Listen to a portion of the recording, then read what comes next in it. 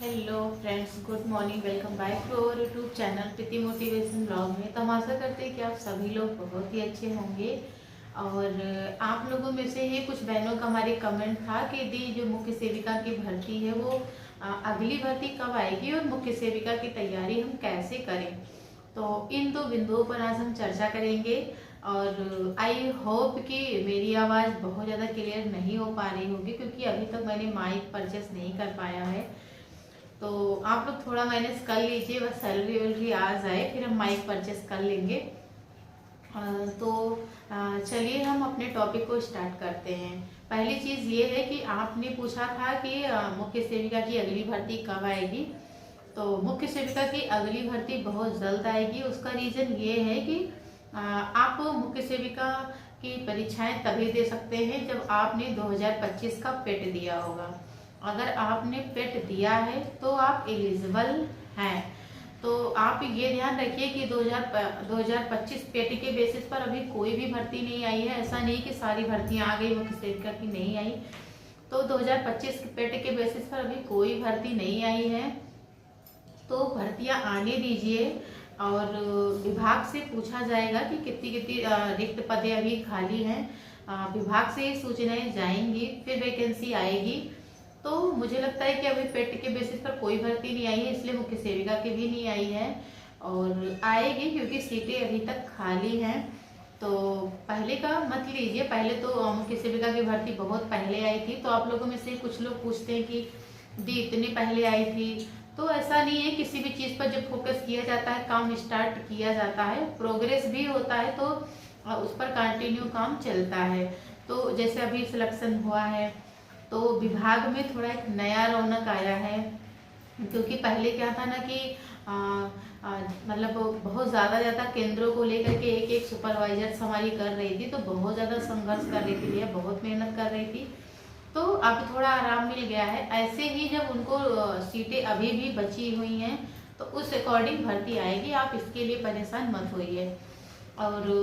और हाँ, अगर हम इसकी योग्यता के बारे में थोड़ी सी चर्चा कर लेते हैं, क्योंकि ऐसा ना हो कि आपने पेट भी दे रखा है और आप योग्यता ही नहीं रखते हैं, तो और आप मुख्य सेविका भर्ती के भरोसे बैठे हुए हैं, तो ये चीज़ें भी सही नहीं है।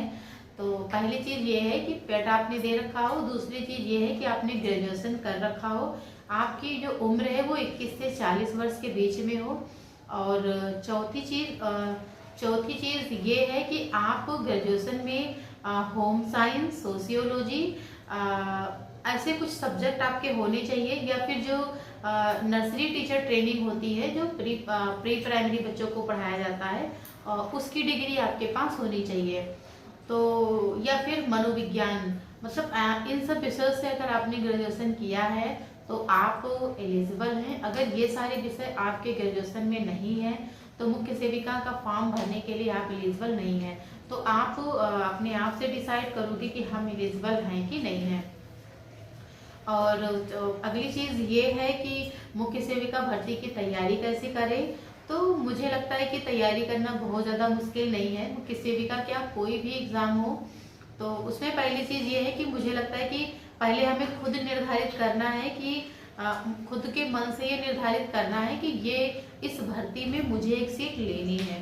मतलब जब आप ठान लोगे कि मुझे एक सीट लेनी है तो उस अकॉर्डिंग आप मोटिवेट भी फील करोगे, और उसी अकॉर्डिंग हमारे बॉडी में भी हार्मोन्स क्रिएट होते हैं। हम मेहनत करने के लिए अग्रसरित होते हैं। हमारी मतलब बॉडी भी ये कहती है कि हाँ आप मेहनत करिए, आपको एक सीट लेनी है। तो मुझे लगता है कि सबसे पहली चीज़ जो है वो खुद का ही मोटिवेशन है। आप खुद से अगर लक्ष्य निर्धारित करते हैं कि मुझे एक सीट चाहिए, तो आप जरूर सक्सेस होंगे। और कोई भी एग्ज़ाम हो, आप उसका सबसे पहली चीज़ है आप उसका सिलेबस ले लीजिए। उस सिलेबस को आप 5 से 6 बार रिवाइज करिए, उस सिलेबस को कहीं चिपका दीजिए और उस सिलेबस के अकॉर्डिंग आप पहली चीज़ ये है कि आप किसी एक चीज़ पर भरोसा मत रखिए। जैसे कुछ लोग होते हैं ना कि अगर वो ऑनलाइन कोचिंग पढ़ रहे हैं तो सिर्फ ऑनलाइन ही पढ़े जा रहे हैं। मैं इसके बिल्कुल विरोधी हूँ। आप किसी एक के भरोसे मत रहिए।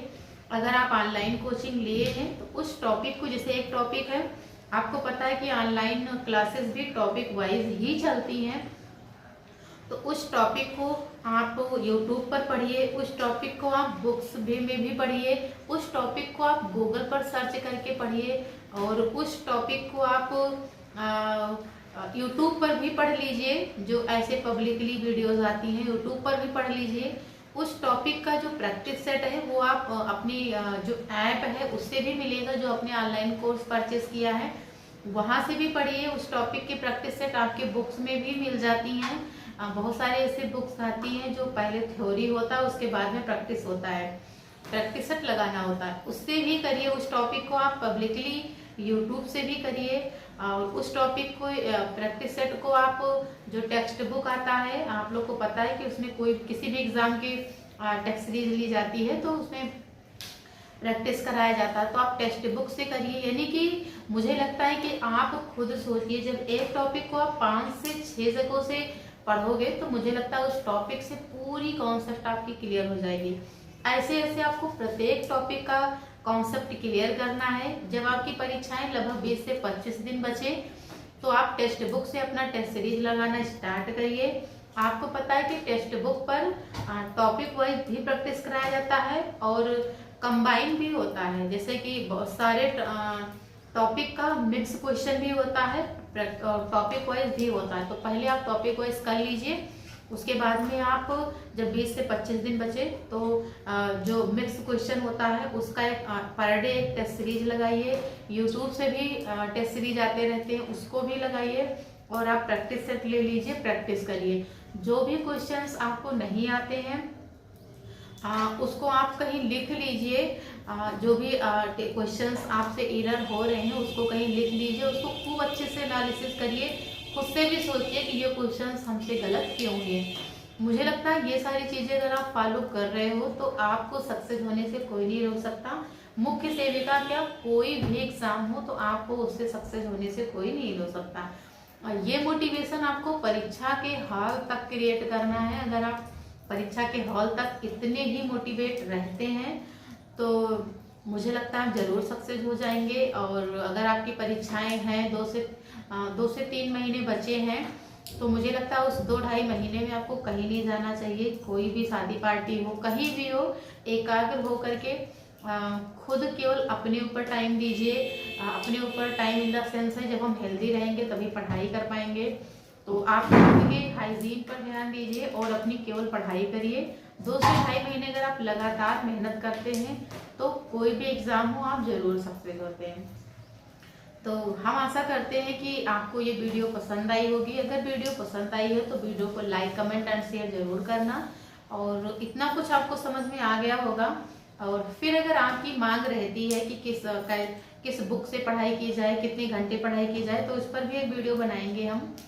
तो चलिए अभी मैं जा रही हूँ ऑफिस, और आपको पता है कि मैं ऑफिस जब जाती हूँ फ्रेश होती हूँ तो मैं सोचती हूँ वीडियो आप लोग के लिए शूट कर लें, और जब मैं ऑफिस में ही थोड़ा टाइम निकाल करके ये वीडियो अपलोड भी कर दूँगी।